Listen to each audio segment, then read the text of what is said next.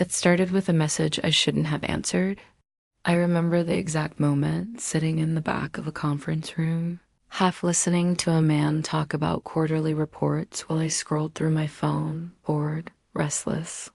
His name was Adam. We went to college together, hadn't spoken in years.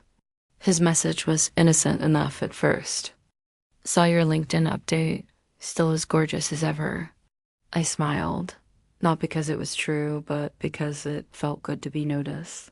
I responded, one sentence, then two, then it spiraled. We started texting regularly, jokes at first, memories of dorm parties, shared professors, then came the late night texts.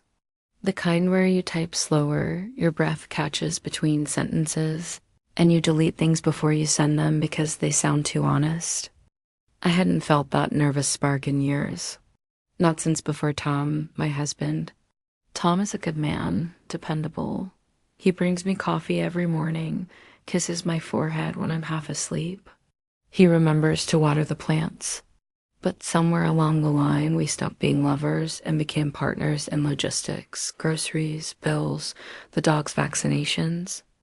With Adam, though, everything I said felt electric. Every reply felt like a secret tucked between my legs. The first time we met for coffee, it was casual. I told Tom it was a networking catch-up. I wore jeans and a blouse that dipped just enough to hint, but not scream. Adam looked better than I remembered. Older, sharper, that quiet confidence some men wear like cologne. We hugged, too long. His hand lingered at the small of my back, and I didn't step away. After coffee, I went home and fucked Tom with a hunger I couldn't explain. He thought it was a good day. I didn't tell him I had Adam's scent still clinging to my skin. The next meeting wasn't casual. We didn't even pretend. He booked a room at a boutique hotel downtown. Minimalist design, dark sheets, heavy curtains. I told Tom I was working late and felt a pang of guilt that vanished the second Adam opened the door and pulled me in. I don't remember who kissed who first. Just heat, mouths, hands tugging at zippers, pushing away responsibility. My blouse on the chair, my heels still on, my thighs spread as his fingers found places my husband had long forgotten. I came twice before he even unbuckled his pants. He watched me the whole time, like he wanted to memorize the way I fell apart. When he finally entered me, I bit his shoulder so hard I left a mark. I wanted to own a piece of him. The way he already owned parts of me I didn't know I'd left unlocked. Afterward, I lay on the bed, legs still trembling, and for the first time in a long time, I didn't feel like a wife. I felt like a woman we didn't stop. Couldn't. Every excuse became easier. Pilates, girls' night, client dinners. Tom never asked. I think deep down he didn't want to know. Adam and I had sex in his car, in a changing room, once in my own house while Tom was out walking the dog. That time was the wildest. Something about knowing we could be caught made my skin ache with adrenaline. He bent me over the kitchen counter, my hands pressed flat on cold marble, my moans muffled against my own arm. I told myself it was just sex, that I still loved Tom, that what Adam and I had wasn't real. But the line between bodies and hearts is thinner than people think. And one day, Adam whispered, "You're mine. You know that, right?" And I didn't answer because I wasn't sure if it was a lie anymore. I started to crave the moments before we touched even more than the act itself. That tension. The teasing looks across a bar, the way he'd press his knee against mine under a table and pretend it meant nothing. It was foreplay written in silence. Adam had this ability to make the whole world shrink when he looked at me, like nothing else mattered. Not the ring on my finger, not the text from Tom asking if I wanted anything from the store. We developed a rhythm. Tuesday evenings when Tom had squash practice, Friday afternoons when I worked from home, and sometimes spontaneous, a quick detour to a hotel at lunch. Hands already under clothes before the door even clicked shut. Adam was rough when I needed it, slow when I didn't expect it. He knew my body like he'd been studying it in secret long before we ever touched. Once, after a particularly intense session, we lay tangled in sheets, our bodies still sticky and breathless, and he asked, "Do you ever think about telling him?" I laughed. Not because it was funny, but because it was absurd. Tell Tom? What would I say? That I miss being devoured? That I needed to be reminded I still had fire under my skin? That some nights I came so hard with Adam I cried after? I told Adam no, that I couldn't. That this, whatever this was, had to stay in the dark. He looked at me for a long time then, like he was weighing whether he could keep doing it, whether the sex was enough. But then he reached for me again, kissed my shoulder, slid a hand between my legs, and we both stopped thinking. And then came the weekend, the one that changed everything. Tom planned a trip to a cabin, just the two of us. He said we needed reconnection. I panicked. Not because I didn't want time with him, but because the idea of no signal, no Adam, no messages, it made my stomach twist. I told Adam I'd be gone. He replied, "I'll miss you every inch." And I stared at that message too long. In the cabin, it felt like I was cheating just by breathing. Every kiss from Tom felt foreign, his touch too soft, his words careful. We made love once under heavy blankets, and I had to close my eyes and bite my tongue to keep from whispering Adam's name. I cried quietly in the shower the next morning and told myself it was just guilt. But it wasn't. It was grief. Grief for the woman I used to be, for the woman I was becoming, for the fact that I wanted both men for different reasons and I knew I'd eventually lose them both. On the last night in the cabin, Tom found my phone. He wasn't looking for anything, just checking the weather. But the screen lit up with Adam's message. "I dreamed about your mouth again." I froze. Time stopped. Tom stared at it, then at me. Silence. A kind of silence that weighs more than any scream ever could. He didn't say a word, just handed it back, walked outside into the snow, and stayed out there for almost an hour. I didn't follow. I just sat there, phone in hand, heart pounding, wondering if this was the moment my two worlds would finally collide. When Tom came back in, his face was unreadable, not angry, not broken, just ... blank. He sat down across from me at the wooden table, the fire crackling in the background, and said, "How long?" Just that. 2 words, and I couldn't lie. Not anymore. 5 months, I whispered. He didn't flinch, didn't yell.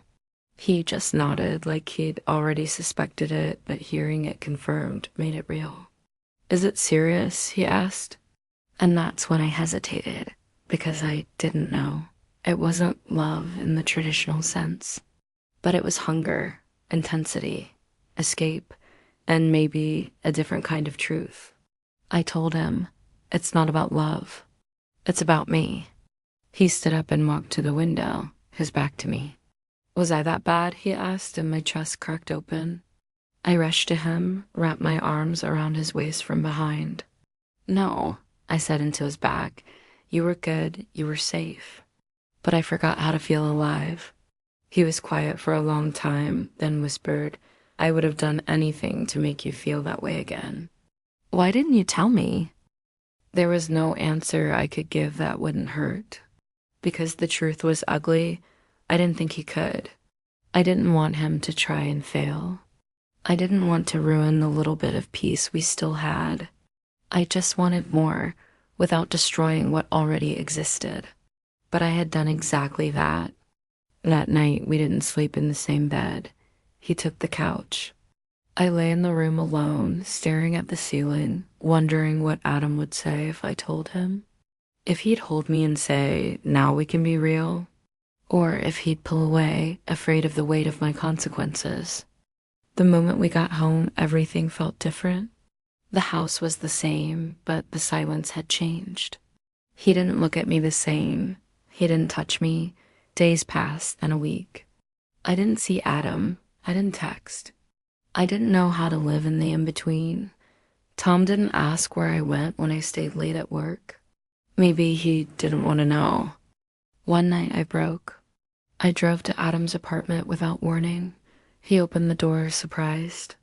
"You look like you haven't slept in days," he said, pulling me inside. I kissed him before I could think.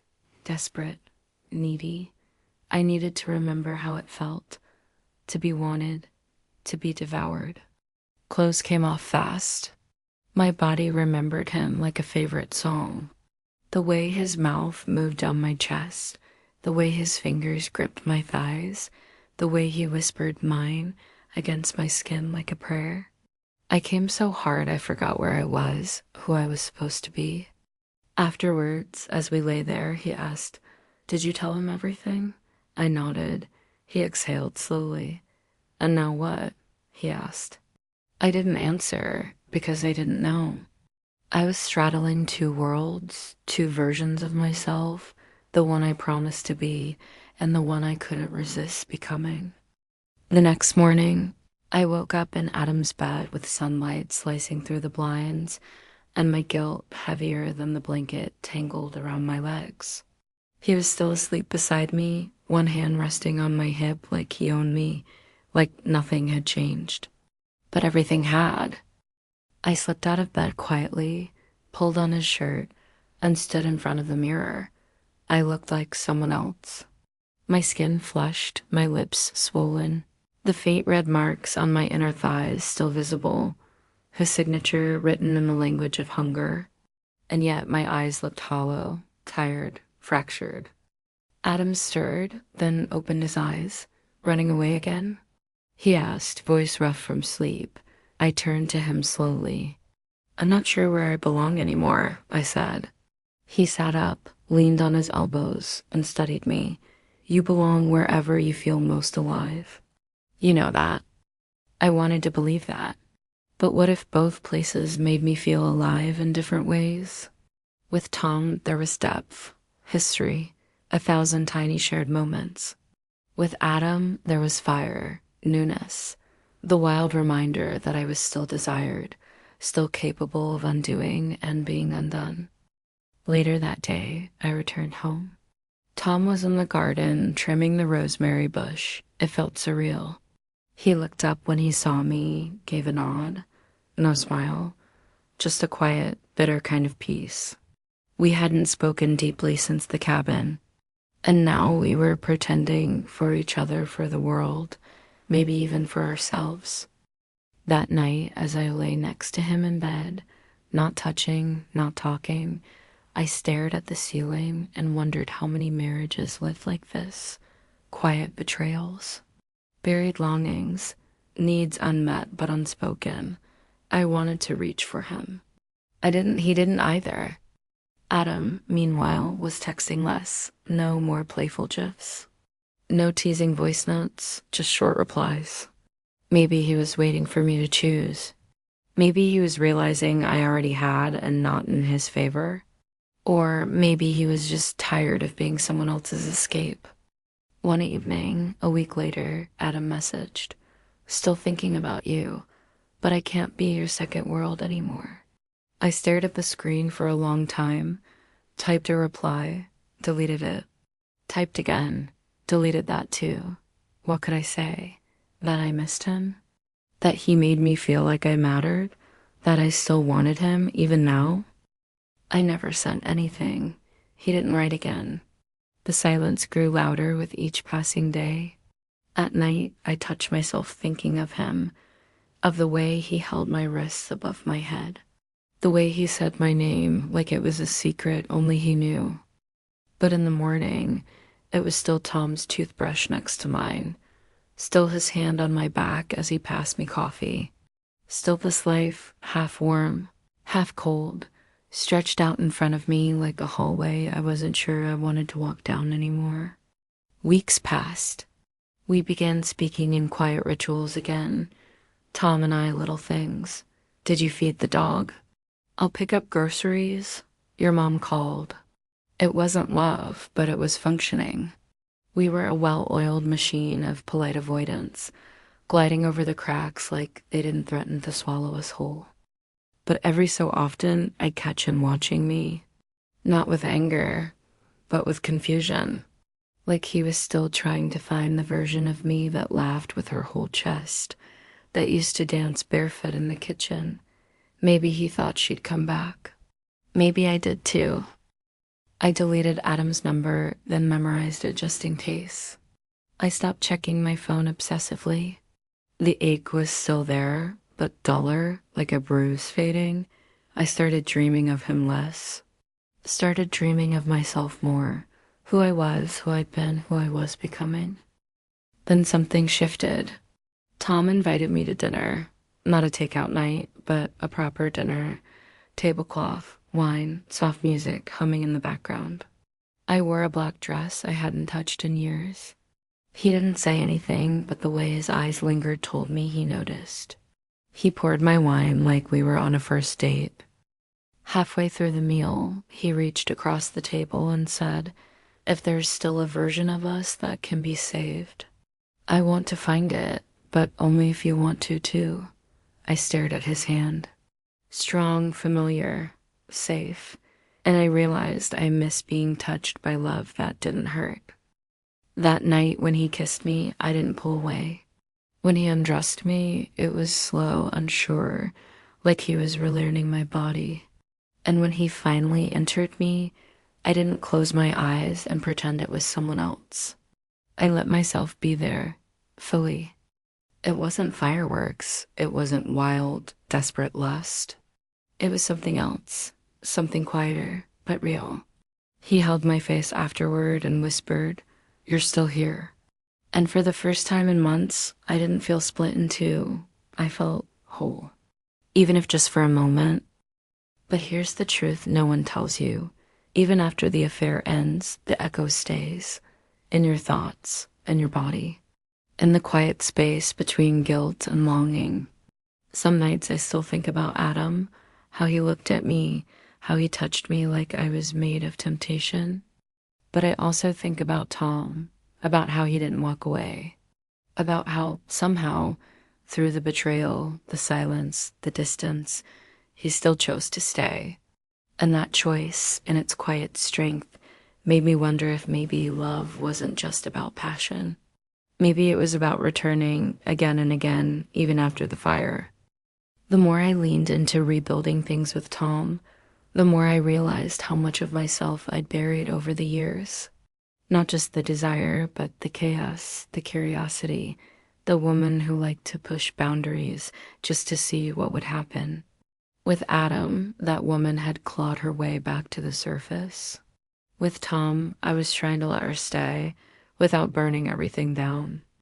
We started doing small things again, cooking together, going for evening walks, touching without it leading to sex.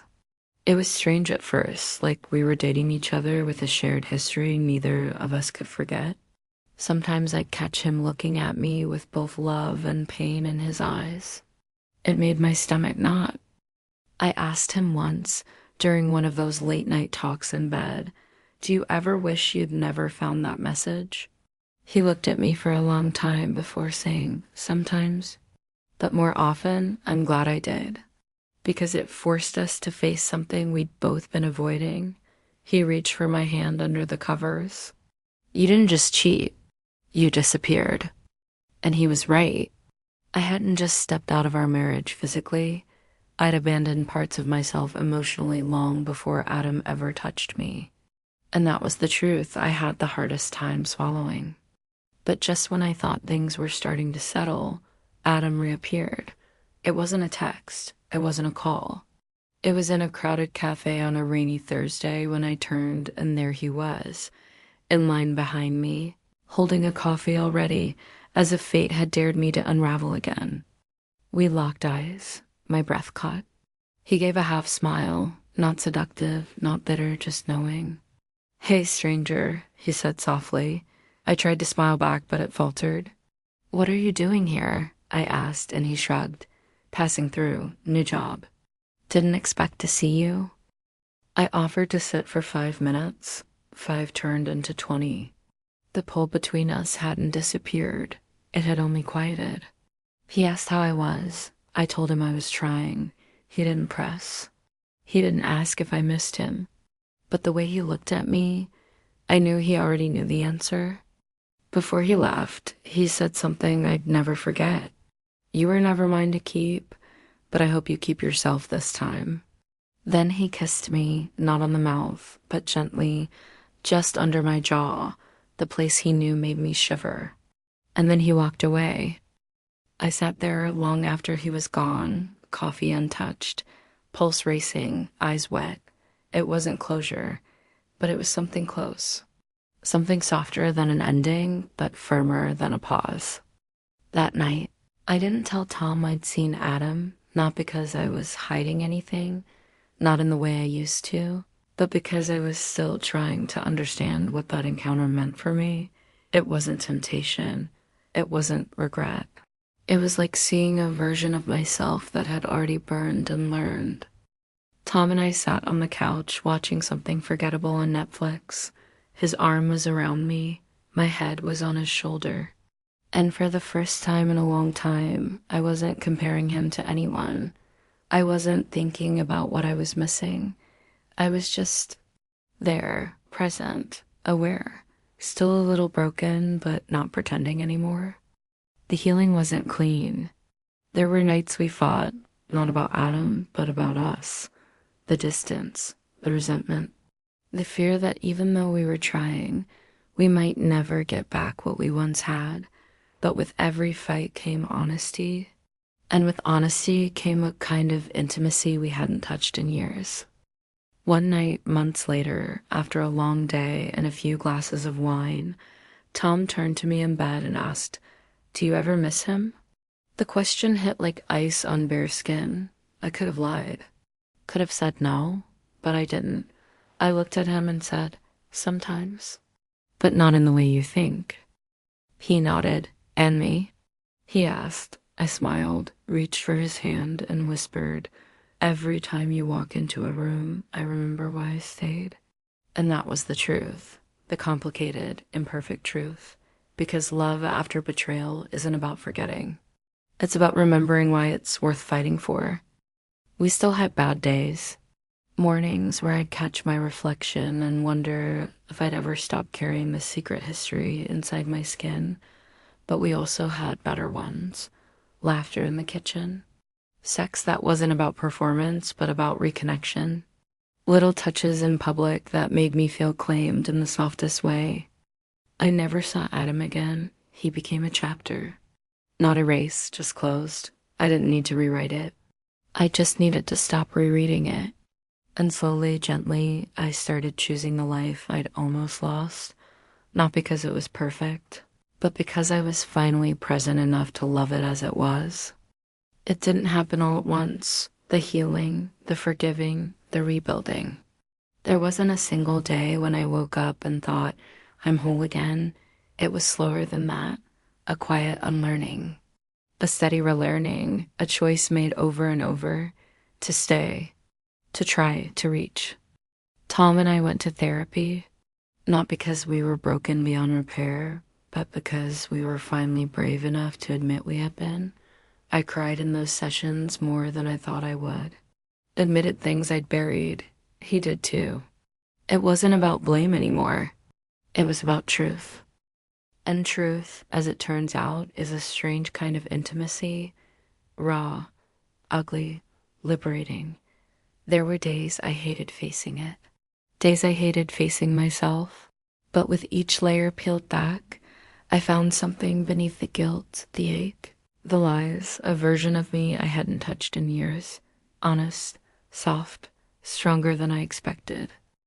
I started writing again, something I hadn't done since college. Short pieces at first, fragments, thoughts about identity, desire, monogamy, freedom. I didn't show them to Tom, not because I was hiding, but because they were for me. My way of making sense of what I'd lived through. We began traveling again, little trips. No big escapes, just quiet weekends away. Tom and I explored new places with new eyes. Sometimes we held hands like we were rediscovering each other. Other times we fought in hotel lobbies over nothing at all, But even the fights felt more honest now, less about avoiding, more about revealing. Our sex life changed too. It wasn't as wild as it had been with Adam, no, but it was deeper, slower, more curious. We started asking each other questions we never had in all our years of marriage. What feels good to you now? What haven't we tried? What scares you in bed and excites you too? One night, after making love in a rented cabin somewhere up north, the kind of quiet, wood-scented place that echoed with breath and firelight, Tom rolled over and whispered, "I never thought I'd get to touch you like this again." My heart broke open and stitched itself back together in the same second. I looked at him, touched his face, and said, "I never thought I'd let anyone touch me like this again." And I meant it. Because it takes strength to forgive someone else, but it takes something even fiercer to forgive yourself. I'll never pretend the affair didn't happen. I'll never call it a mistake, not because I'm proud of it, but because it taught me more than shame ever could, about my loneliness, my needs, my ability to hurt and still want to be loved. Adam was a storm, beautiful, temporary, destructive. He woke me up from a life I didn't know I was sleepwalking through. And for that, I'm grateful, even if we were never meant to last. But Tom was the ground I returned to. The man who stayed when he had every reason to go. The one who saw me, shattered, guilty, afraid, and still said, "Let's rebuild." And we did. Not to recreate what we had, but to make something entirely new. A marriage not of illusion, but of choice. One where we carried scars, yes, but also the proof that we'd been brave enough to survive, and that, in the end, is its own kind of love story. Not perfect, not pure, but painfully, beautifully real.